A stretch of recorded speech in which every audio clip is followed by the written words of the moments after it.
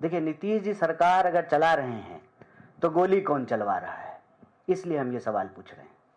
क्योंकि नीतीश जी जब आए थे तो उन्होंने कानून व्यवस्था को दुरुस्त कर देंगे, ये उनका सबसे बड़ा दावा था। अगर वो सरकार चला रहे हैं तो गोली कौन चला रहा है, और जो गोली चलवा रहा है वही सरकार चला रहा है।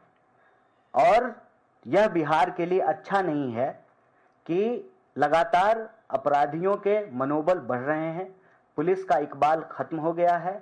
और मैं तो कहता हूं इस हद तक कि पुलिस महकमे में भी बैठे हुए लोग अपराधियों से मिले हुए हैं। अगर ऐसा नहीं है तो शराबबंदी के बावजूद शराब कैसे मिल रहा है? आप बिहार में अपना कैमरा बंद करके लोगों से बात कर लीजिए, कहेगा थाने से ही होम डिलीवरी हो जाती है। मुझे बता दीजिए सरकार कौन चला रहा है? सरकार अगर नीतीश जी चला रहे हैं तो शराब कौन पिला रहा है? सरकार अगर नीतीश जी चला रहे हैं तो गोली कौन चला रहा है? सरकार अगर नीतीश जी चला रहे हैं तो नीतीश जी तो परिवारवाद पे भाषण देते थे, फिर बेटा बेटी को जो है आयोग में कौन बिठा रहा है? इसीलिए यह प्रश्न जो है हम लोग उठा रहे हैं। और इस प्रश्न पे जब हम कह रहे हैं कि कोई और चला रहा है तो बोलने में कोई गुरेज थोड़ी है। यह सच है कि बीजेपी जो है नीतीश जी को निपटाने के लिए पूरा कार्यक्रम बनाई है। यह लोगों के जान माल का मसला है।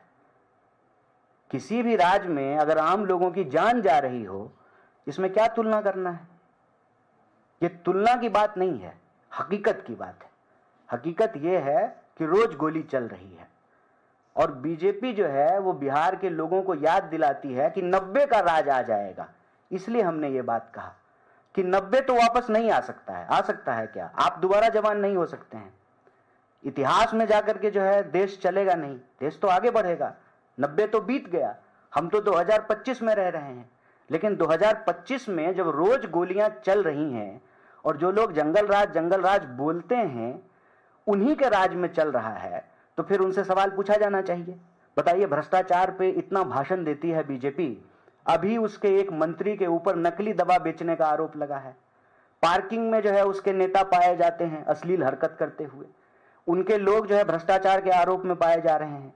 उनके पास तमाम मंत्रालय है, शिक्षा मंत्रालय है, स्वास्थ्य मंत्रालय है। अगर दवाइयां नहीं मिल रही है तो फिर बीजेपी से यह सवाल पूछा जाएगा कि आप सुशासन का दावा करते थे, आप कानून व्यवस्था की बात करते थे, आप विकास की बात करते थे, आप डबल इंजन के सरकार की बात करते थे। क्या डबल इंजन की सरकार में डबल स्पीड से लोगों की हत्याएं हो रही हैं? डबल इंजन की सरकार में डबल स्पीड से जो है भ्रष्टाचार हो रहा है, लूट हो रहा है, कट कमीशन से सरकार चल रहा है। और डिप्टी सीएम आकर के कह रहे हैं कि संगठित अपराध खत्म कर दिए हैं, सारे संगठित अपराधी जो है एमएलए बन गए हैं, अब नीचे जो है उनके गुर्गे राज चला रहे हैं।